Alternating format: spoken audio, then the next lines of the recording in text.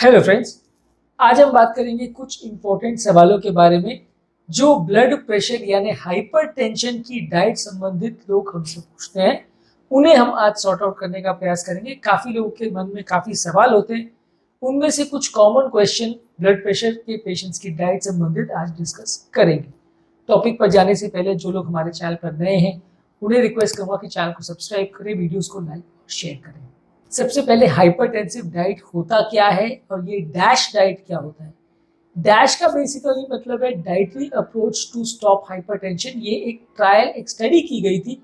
इसमें कुछ dietary recommendation किए गए थे, जैसे कि फल को ज़्यादा लेना, सब्जी को ज़्यादा लेना, होल ग्रेन्स को ज़्यादा लेना है, यानी जो ग्रेन्स के ऊपर उनका कवरिंग नहीं निकाला जाता है, यानी कोटेड ग्रेन्स होते हैं, जैसे कि होल व्हीट, ब्राउन राइस और ओट्स, बार्ली, क्विनोआ, ये सारी चीज़ों में ऊपर में उनका फाइबर लेयर कोटिंग रहता है।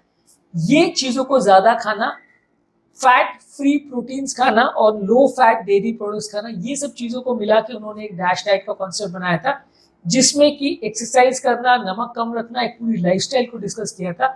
ये बेसिकली जो कॉन्सेप्ट है, ये हाइपरटेंशन वाले पेशेंट्स के लिए रिकमेंड किया जाता है कि जिन लोगों को भी ब्लड प्रेशर का प्रॉब्लम है उनको इस तरह का डाइट फॉलो करना चाहिए। ये अगला सवाल लोगों के मन में आता है कि ये डाइटरी अप्रोच हमारे ब्लड प्रेशर को कम कैसे करता है। बेसिकली ये डाइटरी अप्रोच में हम एनकरेज करते हैं कि पेशेंट नमक रहित या कम नमक वाला खाना खाए। ये सारा खाना उनके वजन को कम करने में भी मदद करता है। ये सारा ही तरह का जो खाद्य पदार्थ है, जैसे फ्रूट्स है, वेजिटेबल्स है, इनका ग्लाइसेमिक इंडेक्स भी कम होता है, तो ये डायबिटीज कंट्रोल के लिए भी अच्छे हैं। तो बेसिकली ये सारे खाद्य पदार्थ जो है आपका बीपी, शुगर, कोलेस्ट्रॉल, ये सारी चीज़ों को कंट्रोल करने में मदद करते हैं। और क्योंकि ये नमक को कम करते हैं तो इसलिए ये हाइपरटेंशन को डायरेक्टली और इनडायरेक्टली दोनों तरह से फायदा पहुंचाते हैं। अगला सवाल जो लोग हमसे पूछते हैं कि खाने में सोडियम कम करने से ब्लड प्रेशर क्यों कम होता है और कितना रिकमेंडेड है सोडियम दिन भर में लिया जाए। यूजुअली अगर हम सोडियम ज़्यादा लेते हैं तो शरीर में जाके वो ब्लड की थिकनेस या विस्कोसिटी को बढ़ा देता है, ब्लड को थोड़ा गाढ़ा कर देता है। जब ब्लड की थिकनेस और विस्कोसिटी बढ़ जाती है तो ब्लड ज़्यादा पानी एब्जॉर्ब करने लगता है, यानी आसपास से वो ज़्यादा पानी अंदर लेने लगता है। ये एक्स्ट्रा पानी जो है वो आपके शरीर का ओवरऑल प्रेशर को बढ़ा देता है। जब ब्लड के कॉलम में या ब्लड जो बहाव होता है उसमें ज़्यादा फोर्स होगा, ज़्यादा पानी होगा, ज़्यादा फ्लूइड होगा, तो वो दीवारों पर ज़्यादा प्रेशर एक्सर्ट करेगा, जिससे ब्लड प्रेशर बढ़ेगा। जितना ज़्यादा फोर्स वो दीवार पर एक्सर्ट करेगा उतना पेशेंट को हाइपरटेंशन होगा। इसलिए शरीर में नमक आप ज़्यादा लेते हैं तो वो सिर्फ नमक ही अंदर नहीं जाता, साथ में शरीर का वॉल्यूम भी बढ़ जाता है, पानी का वॉल्यूम बढ़ जाता है, ब्लड का वॉल्यूम बढ़ जाता है और ओवरऑल नलियों पर पड़ने वाला फोर्स बढ़ जाता है, जिसकी वजह से लोगों को ब्लड प्रेशर का प्रॉब्लम होता है। ज़्यादातर जो रिकमेंडेड है वो 2300 मिलीग्राम पर डे नमक रिकमेंडेड है, यानी 2.3 ग्राम्स पर डे, जो कि एक छोटा चम्मच से भी कम है। और इसमें आपके खाने पीने में डाला जाने वाला नमक, आपका सब्जियों में डाला जाने वाला नमक, आपका सलाद में डाला जाने वाला नमक और एक्स्ट्रा जो आप खाने में ऊपर से भी लेते हैं टेस्ट बढ़ाने के लिए, वो सब नमक इंक्लूडेड है। ये नमक मिला के 2.3 ग्राम्स होना चाहिए, जो कि मैनेज और मेंटेन करना बहुत मुश्किल है। ऐसा इसलिए है क्योंकि हमारे नॉर्मल इंडियन डाइट में वैसे भी 8 से 12 ग्राम नमक होता है। तो टोटल अगर हम बोलते हैं कि तो आपको दिन भर में 2.3 ग्राम्स पर रिस्ट्रिक्ट करना है तो वो काफ़ी मुश्किल है। इसका मतलब आपको नॉर्मल डाइट में जो डाल रहे हैं नमक उसको तो कट डाउन करना ही पड़ेगा, साथ में आपको एक्स्ट्रा नमक भी नहीं लेना पड़ेगा। टेबल सॉल्ट की तरफ से जो भी नमक लेते हैं वो भी कट डाउन करना पड़ेगा। और इतना फीका खाना डेली बेसिस पे मैनेज और मेंटेन करना उतना ईजी नहीं रहता। इसलिए हाइपरटेंशन के लिए जो सॉल्ट का रिकमेंडेशन है वो कहने को 2.3 ग्राम्स पर डे जो है वो इजी है, लेकिन उसको मैनेज और मेंटेन करना और डेली बेसिस पर को मेंटेन करना मुश्किल काम है। इसलिए ये कहा जाता है कि सिर्फ नमक कंट्रोल करके ब्लड प्रेशर को कंट्रोल करना मुश्किल है। काफ़ी लोग जो नमक रेस्ट्रिक्ट करते हैं वो 10-12 ग्राम से 8-7 ग्राम पे ले आते हैं, पर उतना रिडक्शन करने से बहुत फायदा नहीं होगा। थोड़ा बहुत फायदा आपको मिलेगा। हाँ, कुछ रिडक्शन करने से आपको कुछ नहीं करने से कंपेरिजन में कुछ तो फायदा मिलेगा, लेकिन वो बहुत फायदा नहीं मिलेगा। एटलीस्ट जो डाइटरी रिकमेंडेशन का कट ऑफ है उस लेवल तक हम नहीं आ पाएंगे। ज़्यादातर लोग नहीं आ पाते। इतना स्ट्रिक्ट खाना हमारे इंडियन डाइट में मेंटेन करना थोड़ा मुश्किल होता है। वेस्टर्न कंट्रीज में जहाँ लोग ब्रेड ज़्यादा खाते हैं, मीट ज़्यादा खाते हैं या सैंडविच वगैरह ज़्यादा खाते हैं, इस तरह का डाइट में भी वो लोग मेंटेन कर सकते हैं। हालांकि उनको भी इसको मेंटेन करना मुश्किल है, क्योंकि उनके भी मीट और ज़्यादातर डिशेज में नमक तो रहता ही है। पर फिर भी वो लोग काफ़ी हद तक मेंटेन कर पाते हैं क्योंकि उनका थोड़ा सैलड बेस्ड डाइट और इस तरह का डाइट ज़्यादा रहता है। पर हमारे ज़्यादातर क्विजीन्स आप किसी भी जगह का ले लो, चाहे नॉर्थ इंडिया का, साउथ इंडिया का, राजस्थान का, बंगाल का, कहीं का भी ले लो, सब चीज़ों में नमक ज़्यादा ही पाया जाता है और कुछ क्विजीन में तो और ज़्यादा होता है। साथ में बहुत सारी चीज़ों में हमारे गुजरात में तो खासकर जैसे ये ढोकला वगैरह जो होता है उसमें बेकिंग सोडा भी ज़्यादा डाला जाता है, तो बेकिंग सोडा भी एडिशनल सोडियम देता है, तो वो और ब्लड प्रेशर बढ़ाने का काम करता है। अगला सवाल जो लोग हमसे पूछते हैं, क्या हम नमक का इतना रिस्ट्रिक्शन अगर हमको करना है तो खाने में हम इतना फीका खाएंगे कैसे, हम अपना फ्लेवर खाने का मेंटेन कैसे करें? देखिए कई और तरह के फ्लेवर्स आते हैं, कई तरह के हर्ब्स आते हैं, स्पाइसेस आते हैं, नींबू का रस आता है, विनेगर आता है, सॉल्ट फ्री सीजनिंग ब्लेंड्स आते हैं, इनका प्रयोग करके आप टेस्ट को बैलेंस करने का प्रयास कर सकते हैं। हाँ एग्जैक्टली इन सब चीज़ों का टेस्ट नमक जैसा नहीं होगा, लेकिन फिर भी ये सब चीज़ों का प्रयोग करके आप थोड़ा बहुत टेस्ट को इम्प्रोवाइज कर सकते हैं, थोड़ा बहुत नमक के बदले उनको यूज कर सकते हैं, ताकि ये सारी चीज़ों को लेने से हाँ खाना का टेस्ट लगभग वैसा हो जाए लेकिन उनसे ब्लड प्रेशर नहीं बढ़ेगा। तो आपको फायदा मिल सकता है जब आप नमक को इन सारी सीजनिंग्स और विनेगर और नींबू पानी से सब्सटीट्यूट करें। डैश डाइट के कॉन्सेप्ट में कौन कौन से फूड स्टफ हमें खाने चाहिए और कौन कौन से नहीं, ये एक और इम्पोर्टेंट सवाल है। ज्यादातर लोगों को fruits, vegetables, whole grains, fat free proteins और लो फैट डेयरी प्रोडक्ट्स या दूध के प्रोडक्ट्स ज्यादा लेने चाहिए, और इसके बदले कोई भी चीज जिसमें ऊपर से नमक डाला जा रहा है, जैसे सूप है ऊपर से नमक डाला हुआ, या कोई फास्ट फूड है, जंक फूड है, ये सारी चीजें कम करनी चाहिए।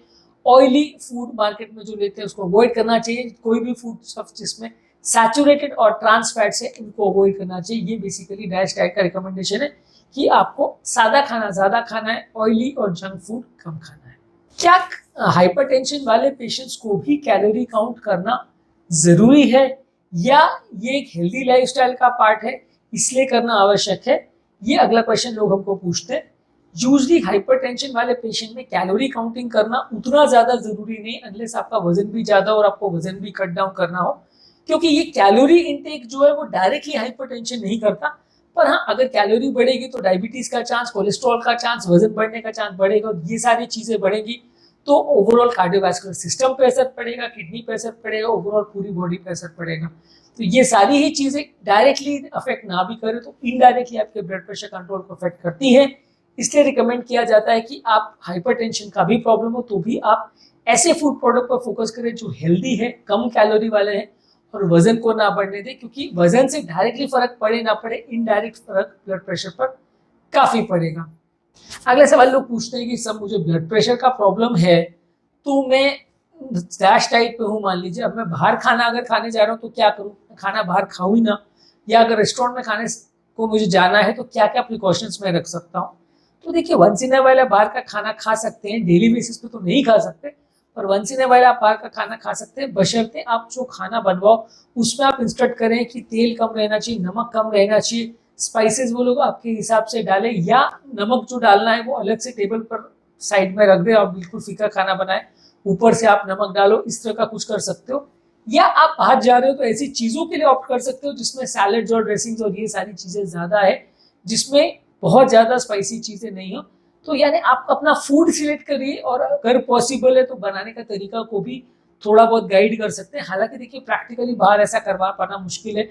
मान लीजिए हम कोई स्ट्रीट फूड खा रहे हैं या किसी रेस्टोरेंट में खा रहे हैं, तो आप कितना भी बोलो, आप वेटर को कितना भी बुला के बोलो या कितना भी आप बनाने वाले को बोलो, आपके सारे इंस्ट्रक्शंस तो कोई भी नहीं मानता है, और कितना भी बोलने के बाद भी वो खाना ऑयली होता ही है और वो खाना नमक वाला होता ही है। लेकिन फिर भी थोड़ा बहुत अगर आप पॉसिबल है तो उसको कंट्रोल कर सकते हैं। पूरी तरह से कंट्रोल करना प्रैक्टिकली नहीं है पॉसिबल, लेकिन आप खाने में और अपने फूड के चॉइसेस में चेंज कर सकते हैं कि आप ऑर्डर ही ऐसी चीज करें जो कम नमक वाली आती है, तो फिर आपका नमक का उतना ओवरशूट नहीं होगा। अगला क्वेश्चन लोग पूछते हैं कि अगर मैं हाइपरटेंसिव डाइट पर हूँ तो कितना जल्दी मुझे ब्लड प्रेशर रिलेटेड चेंजेस देखने को मिलेगा। लोग बोलते हैं साहब मेरा ब्लड प्रेशर आज पहली बार 160 आया तो मैं क्या कुछ दिन बगैर दवा के चला सकता हूँ। देखिए यूजली हम रिकमेंड करते हैं कि अगर ब्लड प्रेशर काफी ज्यादा है तो आप दवा साथ में स्टार्ट कर दिए, क्योंकि ये हाइपरटेंशन रिलेटेड डाइट का चेंजेस आने में कुछ हफ्ते या महीने लगता है। आपको अगर वजन कम करने भी बोला जाए या आपको फूड वेजिटेबल के डाइट पे आना जाए बोला जाए तो भी आप 24 घंटे में बीपी कम कर लोगे वैसा मुश्किल है। ये सारे ही चेंजेस को अपना इफेक्ट लाने में लगभग कुछ हफ्ते या महीने लगते हैं। इसलिए रिकमेंडेड ये होता है कि पहले आप दवा के साथ उनको फॉलो करिए, फिर जैसे जैसे आपका ब्लड प्रेशर कम होने लगेगा तो आप धीरे धीरे करके दवा को विड्रॉ कर सकते हो, डाइट और लाइफस्टाइल चेंजेस पर कंटिन्यू कर सकते हो। मान लीजिए आप वो अचीव नहीं कर पाते हो तो फिर दवा को कंटिन्यू रखने के अलावा और कोई ऑप्शन नहीं है, तो वैसे केस में आपको दवा भी कंटिन्यू रखना पड़ेगा। हाइपरटेंसिव डाइट से रिलेटेड लोग पूछते हैं कि क्या मैं डैश डाइट पे हूँ तो क्या मैं एक्सरसाइज कर सकता हूँ कि नहीं, एक्सरसाइज करने में क्या प्रिकॉशन रखने की जरूरत है और क्या एक्सरसाइज मेरे डैश डाइट के जो कॉन्सेप्ट है उसको सपोर्ट करेगी क्या। तो डेफिनेटली एक्सरसाइज करने से आपका वजन कम होगा, एक्सरसाइज करने से ब्लड प्रेशर कम होगा, बॉडी का इन्फ्लेमेशन कम होगा, इसलिए डैश डाइट को कॉम्प्लीमेंट डेफिनेटली आपका एक्सरसाइज करेगा।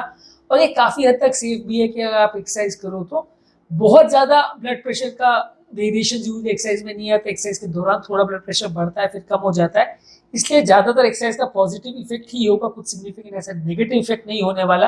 तो ज़्यादातर लोग अगर एक्सरसाइज करेंगे साथ तो कुछ ना कुछ उनको फायदा ही मिलेगा, नुकसान नहीं मिलेगा। इसलिए रिकमेंडेड है कि जो लोग भी अगर हाइपरटेंसिव डाइट पर हैं तो उनको साथ में एक्सरसाइज करना ही चाहिए। और एक्सरसाइज में क्या करना चाहिए, वॉकिंग, रनिंग, जॉगिंग, योगा, प्राणायाम, स्विमिंग, डांसिंग, जो भी तरह का एक्सरसाइज आप करना चाहें, जो भी एरोबिक एक्सरसाइज है, विगरस एक्सरसाइज है वो करिए। और अगर आप ये कर भी रहे हैं तो बहुत धीरे धीरे मत करिए, जितना पॉसिबल हो ब्रिस्कली करिए, तो आपका वजन भी कम होगा और आपका ओवरऑल स्टैमिना भी बढ़ेगा और ब्लड प्रेशर भी कम होगा। तो आज के टॉपिक में हमने कुछ इंपॉर्टेंट क्वेश्चंस पर बात करी जो हाइपरटेंशन संबंधित डाइट के बारे में लोग हमसे जानना चाहते हैं। इसके अलावा भी और कुछ सवाल है जिसको हम सेकंड वीडियो में या सेकंड पार्ट में इस टॉपिक के लेंगे। आज का वीडियो का ऑलरेडी काफी लंबा हो गया, तो सेकंड पार्ट में कुछ और क्वेश्चंस को हम डिस्कस करेंगे। उम्मीद करूंगा कि आज के टॉपिक में कुछ नई बातें जानने को मिली होगी। जो लोग हमारे चैनल पर नए हैं उन्हें रिक्वेस्ट करूंगा कि चैनल को सब्सक्राइब करें, वीडियोस को लाइक और शेयर